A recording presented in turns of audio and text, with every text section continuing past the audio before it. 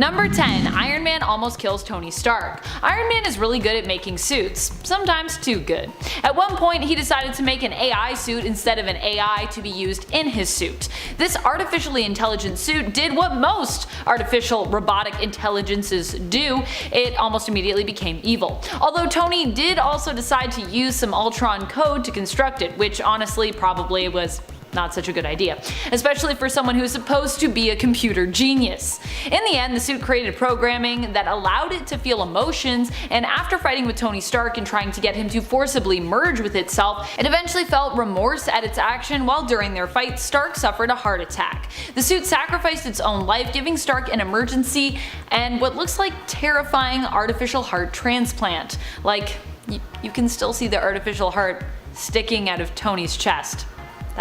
That does not look sanitary to me. Number 9. The Avengers kill Iron Man. Okay, so the Avengers weren't solely responsible for his death this time around, but they definitely were the ones who caused it to happen.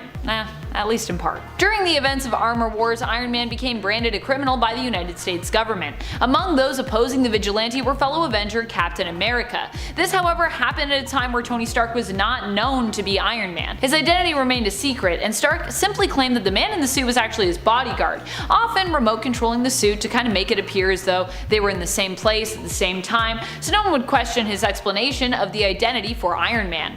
In the end, Stark decided, because of being declared an outlaw, to kill Iron Man, claiming that the man in the suit was named Randall Pierce, and staging Pierce's death by allowing an empty remote-controlled piloted suit to be destroyed during a confrontation with the government. This would later allow Tony to reveal himself as Iron Man, though he would at first claim another employee of his had simply taken up the mantle. But we knew the truth. It was really Tony in that suit, once again. Number 8. Zombie Hulk kills Zombie Iron Man. During the events of Marvel Zombies, pretty much almost all of the zombified heroes meet their end at one point or another, save for a lucky, or I guess unlucky, few. Iron Man is not one of the zombified heroes who makes it, however. He is one of the victims of Zombie Hulk, who kills a bunch of other zombies when they start getting angry with him for eating so much, as they fear their food supply of brains and meat is running low. Zombie Hulk crushes Zombie Iron Man to the point that blood sprays out of his mouth and eye holes of his armor. Basically, he squishes him like a grape. Number 7. Tony Stark sacrifices Tony Stark. In the Marvel Cinematic Universe, it was Tony himself who killed Tony, or while he chose to sacrifice himself in order to ensure the events of Thanos' snap at the end of Infinity War, which initially wiped out 50% of all living beings at random, including half the population on planet Earth, remained reversed, so unsnapped if you will. In order to bring everyone back, the heroes needed to time travel to retrieve the Infinity Stones and use them to create their own Infinity Stone gauntlet. Then the question came of, who was going to wield it. The Hulk was the one to bring back everyone using the gauntlet, but Thanos from the past returned to threaten the heroic plans of the Avengers. He attempted to guarantee that his future self's plot, and really his own plot, remained successful, but Tony managed to get rid of him, wielding the gauntlet himself and using it to wipe out Thanos and his army with his own snap. Unfortunately, because Tony Stark is just a man at the end of the day, the amount of energy this required ended up killing him, despite him wearing his Iron Man armor at the time. Number 6. Dark Avengers kill Tony Stark's evil brain. In issue 190 of the Dark Avengers, we get a glimpse into the pocket reality of Earth 13584, where New York is one of the last vestiges of human civilization that various superhero factions fight for power over. One such faction is led by an evil Iron Man who is now just a brain. His armor was crushed by a giant Janet Van Dyne of the same pocket dimension reality. As his brain ejected from the armor, Trickshot of the Dark Avengers, Barney Barton, Clint's brother, shot the brain with an arrow, killing this alternate version of Tony Stark. Number 5. Captain America kills Steel Corpse. In an alternate reality belonging to Age of X, Tony Stark became consumed by a virus which fused him with his suit, causing him to slowly be digested by it. Ew. Formerly known as Iron Man, Tony adopted the mantle of steel corpse following this, which he thought was more appropriate considering, well, he was basically just a corpse in an armor. He joined the Avengers team in their mission to exterminate mutants, but when they decided to rebel against their mission directive, saving mutants instead, an emergency override system caused Stark to be unable to follow suit with the rest of his teammates. Stark told Captain America to save the mutants they were targeting, which he knew meant the Cap would be forced to kill him. Number 4. Captain Marvel kills Tony Stark. During the events of Civil War II, we saw Tony Stark's Iron Man and Carol Danvers' Captain Marvel butt heads over what the best decision would be when it came to using or not using the Inhuman Ulysses' future vision. This all happened after Carol had been attempting to fight Thanos, whom Ulysses had predicted would return, and during the fight Rhodey, aka War Machine, was killed. Carol was for using Ulysses' visions to prevent possible catastrophic events, whereas Tony was against punishing or arresting people based solely on Ulysses' visions, which he thought might be flawed. The Civil War ended with Carol seemingly killing Tony, though it was later revealed he was still alive but in a coma, and then of course later on he woke back up and he would actually even come to forgive Captain Marvel. And now they don't really talk about the fact that that all happened. Number 3. Steve Rogers kills Superior Iron Man. During the events of Time Runs Out, as a final incursion threatened the very existence of the entire planet and universe, Superior Iron Man and old Steve Rogers came to blows. They were fighting about the controversial actions of the one secret organization of brilliant minds known as the Illuminati. Also, Superior Iron Man is just kind of a jerk, so it makes sense that Captain America would be like, I'm gonna fight you, you're evil. Captain America had declared Iron Man and the Illuminati enemies due to their actions, and as such, the two heroes and former friends had come to blows over the argument. Just as the world was about to end, these two fought each other to death, both being taken out by a helicarrier during their fight in their last moments before everything reset. And then Battleworld happened. Woo! Number 2. Young Tony Stark kills older Tony Stark. During the events of The Crossing, a wildly crazy story, it is revealed that Tony was a sleeper agent for Kang the Conqueror, who he later found out was actually a Mortis in disguise, posing as Kang. Evil older Tony kills tons of people before the Avengers attempt to stop him by bringing back a younger version of himself from the past who they hope can help to stop their Tony. This didn't quite work out as they planned, but in the end, older Tony and fake Kang were defeated when older Tony, inspired by younger Tony, decided to sacrifice himself, switching back to the side of the heroes right before he died. With older Tony dead, it was decided that younger Tony would stay in the future and take his place. Number 1. Tony Stark kills immoral Tony Stark. A crazy turn of events came about that led young Tony Stark to effectively make himself brain dead in the comics in the Invincible No More story.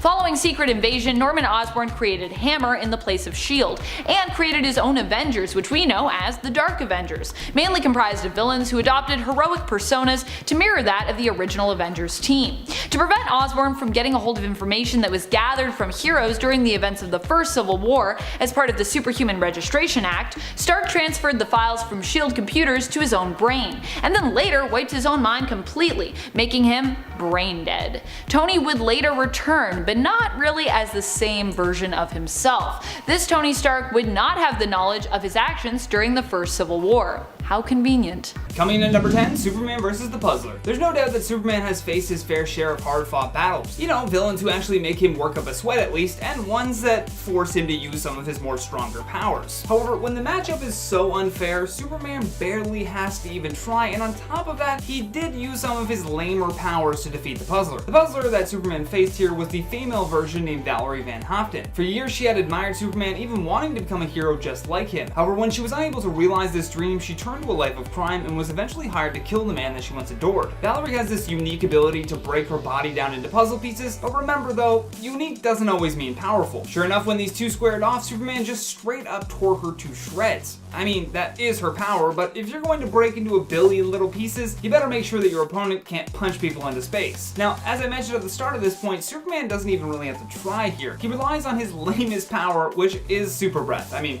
come on. If you have a lamer power that Superman has, leave me a comment down below. But just like that, the Puzzler is rendered useless from this breath. A cold breath. And then perhaps what's even more humiliating is that on her second time around, she ended up in a trash can. Yeah, very unfair. Coming in at number 9, Captain Boomerang versus the Flash. This is another one of those fights where you see the villains psyching themselves up for a few pages, but you know that they have absolutely no chance. The Flash, in my opinion, gets overlooked far too often, probably because he isn't exactly a physically intimidating hero, and most of the time the heroes that can punch the hardest usually dominate the fight. But the Flash has superhuman speed, so he could technically kill his enemy before they even have a chance to introduce themselves. That's the delicate balance with the writing in a Flash comic book, and why it's a little bit different from the other ones. They have to walk this fine line between enemies that have the brain of a goldfish and a hero that seems to never remember his strongest power when a fight comes his way. But even so, this fight between Captain Boomerang and the Flash is so ridiculously one-sided. The Flash can outrun bullets, but old Boomerang here, who looks more like a lunch lady, actually thought that he could beat the Flash with a slower projectile that was designed to be returned to him. Then if that wasn't dumb enough, he straps explosives to said boomerangs. Seems like a flawless plan. Would somebody get this guy a Boomerang for Dummies handbook though, because he's gonna blow himself up. Coming in at number 8, Batman vs. Calendar Man. I'm sure that just by hearing the title at this point, you already know how this one's going to go. I'm sorry, but a guy who commits crimes related to the date is just one of the weirdest supervillains, and not very smart considering the fact that Batman is a master detective. What's worse about this villain is that he's literally wearing a costume designed to correlate with the date of the crime that he committed, making it even easier to spot him. Due to this, he has become notoriously known as a joke to both heroes and other villains even. This matchup is so unfair that Batman would probably be better off just letting the Gotham Police Department arrest him on their own. Calendar Man is a successful inventor that is capable of designing machinery required for his various schemes, but put that against billionaire Bruce Wayne and there is no question that Batman is going to come out on top every single time. Coming in at number 7, Thunder Punch versus the Transformers. Now, remember when I said that most superheroes are just people that punch really hard? Well, sometimes that isn't enough to cut it. And in the case of Thunder Punch, we feel even worse because his punches would probably be better suited for, I don't know, someone his own size. You see, Thunder Punch was one of the Neo Knights, this super team that was hell-bent on destroying the Transformers. Although, they didn't even try to design any new technology to do this. They just thought punching people really hard would be sufficient. I mean, it's worked out for other people, but not this case. Turns out when your opponent is a 4-story tall robot that can turn into a tank, punching him is just not gonna do the trick. The strangest part about Thunder Punch is the lack of logic when facing an enemy this big. The Transformers could step on him and not even notice. What's worse is the design of his costume, which completely exposes his hands. His body is coated in metal and hard fabric, but he chose to not cover up the one thing that he was hitting a robot with. Real smart. Coming in at number 6, Wolverine versus Magneto. Now this one here is deceiving because Wolverine has held his own against some really tough supervillains, but Magneto is, well, Magneto. During the 90s event called Fatal Attractions though, the X-Men were forced to attack Magneto's new asteroid base. Once there, an intense fight takes place where Professor X and Jean are telepathically attacking Magneto while Wolverine wounds him on the physical plane. This ultimately made Magneto really angry, and what followed was perhaps one of the most horrific comic book panels in X-Men history. Because Wolverine's skeleton is made of adamantium, Magneto could manipulate this just enough to rip the metal out of his body. This left Wolverine completely incapacitated and now with large spikes of metal sticking out of his body. His only savior was the fact that Professor X was able to wipe Magneto's memory before he could finish the job. In at number 5, Daredevil versus the Fantastic Four. Now we must give credit where credit is due. Daredevil certainly put up a valiant effort, but ultimately this was a 4-on-1 bout. The Fantastic Four are among the most powerful heroes in the Marvel Universe, and Daredevil is a blind lawyer. Well, he can also do karate, but he has to be extra crafty when it comes to planning his attacks. In the 1968 comic book The Flames of Battle, Daredevil decided to attack the Four Freedoms Plaza, and I gotta say, he was pretty successful. I mean, he somehow fooled the Human Torch into knocking over a water tower, and then he was able to get Mr. Fantastic to attack the thing by accident. Originally, when Jack Kirby had drawn Daredevil just beating the crap out of the thing, Stan Lee had to step in and say that it made absolutely no sense, which is why we saw Lee writing in a part of the story that sees Daredevil getting Reed Richards to accidentally hit the thing with a nerve blast ray. Although the humor in how weak the Daredevil character is in comparison still resides in those thought bubbles. Right after the thing is blasted, Daredevil stands back and thinks to himself, it wasn't my kick that stopped him. Probably not the best idea to be a superhero with low self-esteem, but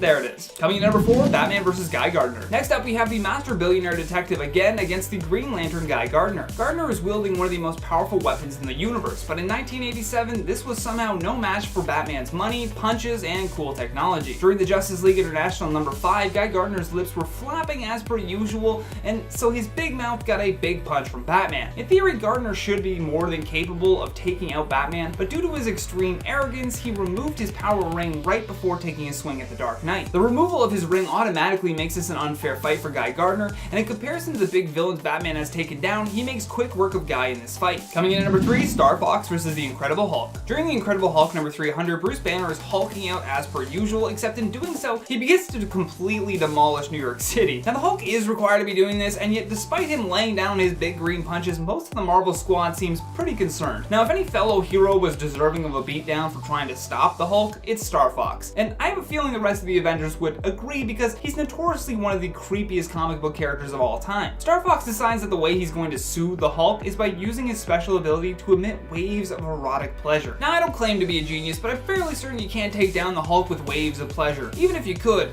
how do you expect that to end gracefully? Thankfully, the Hulk was able to knock some sense into Star Fox and hit him with one of the hardest punches he's probably ever felt in his life. It was an extremely one-sided interaction that definitely made Star Fox rethink his approach. Coming in number 2, Dazzler versus Dr. Doom. This one is just sad. Not only does Dazzler lose this fight, but she does so in her own comic book. We're not sure what the writers were thinking when they made Dazzler because her powers are definitely not what one would expect to see from a superhero. Dazzler rocks a shiny outfit with a deep neckline and can convert sound into light, plus she wears roller skates. Well, she can skate really fast. I mean, it seems more like the resume of a DJ, but okay. Somehow the writers find a way to make sense of this hero attacking Dr. Doom, and her big plan is even more sad to watch play out. You see, Dazzler's dazzling plan to kill one of the most powerful supervillains of all time was to just skate at him really fast. That's like an astronaut saying, in order to reach the moon, I will now be climbing the world's largest ladder. Dazzler tries to hit him with her light show after this, but Dr. Doom just ultimately ends up electrocuting the entire room and capturing her until the Fantastic Four can arrive to save her. Coming in at number 1, Spider-Man versus the Sinister Six. Spider-Man is a kid with superpowers that has to experience puberty and bullying all at the same time, so there's no question that he's well versed when it comes to adversity, and supervillains are constantly adding to this pressure for him to remain on his toes at all times. However, even the friendly neighborhood Spider-Man can become overwhelmed from time to time. For example, when Dr. Octopus got the Sinister Six back together, they were fresh out of prison and had a lineup that featured the Hobgoblin and a new Sandman. Safe to say that if it weren't for Doc Ock's own ego and Spidey's superpowered friends, his days could have easily been numbered by the Sinister Six. Number 10, Squirrel Girl versus Dr. Doom.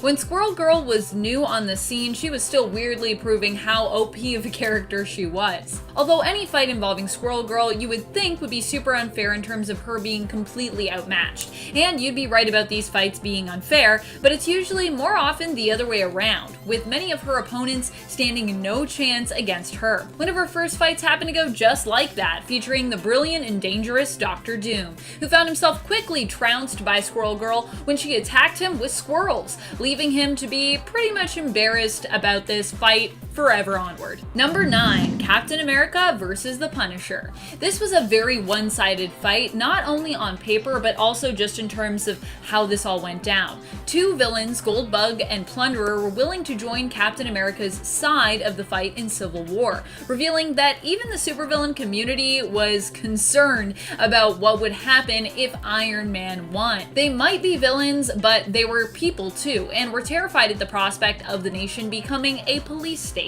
Punisher didn't like the idea of working with villains though, and shot down their offer by literally gunning them down. This resulted in a pissed off Cap beginning a brutal fight with Frank, who refused to fight back because, well, Captain America was one of the good guys? So based on how this fight shook out, I don't know if you'd actually be able to tell. Captain America beats the Punisher within an inch of his life over the course of a handful of panels, and also calls him a murderous piece of trash. Wow, that is pretty brutal, Cap. Alright friends, before we move on to this next point, just a quick reminder to give this video a thumbs up if you're enjoying it. It really does help us out here at the channel. Number 8, the Punisher versus Daken. In this fight, Punisher once again is brutally defeated by his opponent, though this time a lot more permanently. Punisher ends up being no match for Daken, who makes quick work of him despite all his guns. I mean, we already knew this was how it was going to end, didn't we? Considering Daken takes after his dad, Logan, and has a pretty intense healing factor. The real impressive thing though is just how much of a beating and stabbing Frank withstands before Daken inevitably takes the victory. In the end, Daken decapitates Frank Castle, killing him, though Frank, of course, would later come back as the monster Frankencastle, and then later be returned to his old self once again. Number 7, Black Canary versus Superman. Pretty much any Injustice fight against Superman is brutal because of how powerful Superman is known for being, and of course how crazed and evil he is here. Black Canary attempts to take down the big bad Superman in Injustice, and at least she came armed with a gun and a kryptonite bullet to do so. Still, this fight ends how you'd expect it to, with Black Canary being no match for the Man of Steel. Well, almost anyways. She successfully shoots him, taking him out momentarily, but he is then chosen as a Yellow Lantern because of his immense ability to instill fear in others, which honestly I agree. Although she may be taken out by Superman's heat vision right after that with a shot straight to the gut, she does still end up getting a different kind of victory through her defeat. A consolation prize at least. She's wearing contacts that have the ability to record everything she sees, allowing people to see just how much of a brutal tyrant Superman has become, because they broadcast it everywhere. Also, I feel like if you actually put in contacts that had cameras in them, even in the future, even if like the technology was amazing, they still have to be pretty thick. Like, I have a hard enough trouble putting regular contacts in my eyes on days when I have to do that. Number 6, Hawkgirl versus Barbastos. Granted, this was Nth Metal Enhanced Hawkgirl, but still, if you had told me this was how Dark Knight's metal was going to go down, I wouldn't have believed you. In the end, Hawkgirl was the one to defeat Barbastos in the comic. Though, of course, that wouldn't be completely where that story would end, as we saw with the continuation in Dark Knight's Death Metal. However brief the fight between Hawkgirl and the Bat-God was, it was still pretty cool that she was the one who ended up taking him down. Even if it was only because of, well, the Element X blade that she was really able to do this. Barbados is basically a god, so on paper this fight in general just sounds pretty crazy. Number 5, The Punisher versus Wolverine, and Spider-Man, and Daredevil. Now you might expect you know how this one should go, but let's also remember that this is Garth Ennis writing Punisher, so yeah. It doesn't really go down the way you'd think. Instead, the Punisher manipulates the 3 heroes briefly into turning against one another when they seek to bring him in. These 3 are hoping to team up to essentially arrest Punisher and then turn him over to the courts and, you know, get him convicted with like the law and all of that stuff, even though Wolverine needs a bit of convincing when it comes to this approach at the beginning. Punisher takes out all 3 of these heroes, even managing to disable Spider-Man by convincing him that if he moves, bombs will go off. You'd think Spider-Man would actually be able to sense whether or not this was true, but I digress. I guess his spidey sense wasn't working that well that day. Number 4, Superman versus Batman. I mean, you'd think you know how this one should shake out, considering Batman is just a normal human with a bunch of money and, well, years of training. However, in Dark Knight Returns, we get to be pleasantly surprised. A normal man, even when as skilled as Bruce Wayne, you'd think would just be no match for Superman, especially as, well, he's getting on in years here, whereas Kal-El, while also being older, barely looks or seems to have aged at all. But Batman uses all of his strategic skills, knowledge, and his gadgets to help him win this fight. And man, does it go to show that you should never dismiss Batman just because he doesn't have conventional superpowers. Or superpowers at all. Batman has the best superpower, the superpower to know a ton about heroes because he does his homework. Number 3, The Punisher versus Sentry. During Dark Reign, Punisher refuses to stand by and let Norman Osborn become the world's new biggest and brightest hero, as S.H.I.E.L.D. is disbanded and Osborn becomes the head of its replacement organization, Hammer, and the new Dark Avengers team. Punisher aims to eliminate Norman Osborn, but standing in his way is the Sentry, who stops the Punisher's bullet mid-air as it soars towards Osborn's head. Sentry sets his sights on Frank, and, well, I think you can imagine how this one goes. Still, at least this fight is gratifying in the sense that it isn't over with like a 1-2 punch. Instead, we actually watch as the Punisher tries everything he can to try to defeat Sentry, knowing it's pretty much all hopeless, but refusing to give up. And he does all this while being brutalized by Robert, who initially just wants to talk it out and arrest Punisher without a fuss. So that's how Punisher is actually able to survive, because Sentry just wants to talk. Punisher's skills and weapons aren't what save him actually at the end of the day. He simply manages to get lucky when Robert doesn't call out his get out of jail attempt at bluffing. Thank goodness. Number 2, Superman versus Alfred Pennyworth. You would think you already know how this fight would shake out, but hey, it didn't go down quite the way most of us would expect when it happened in Injustice. After Superman broke Batman's back with the good old Bane snap over the knee move, he had a brief moment of regret as Batman called him out for being more monster than hero, for torturing him, all while claiming it was for the greater good. As Superman considers what he's just done, he turns to Alfred, who has approached him. However, Alfred didn't approach Superman to, communicate any words of wisdom here or to help Clark come back around and regain his senses and see the error of his ways. He came to teach Superman a lesson about attacking Bruce. Alfred used a pill which temporarily granted him the same level of strength as Superman, making this super uneven fight on paper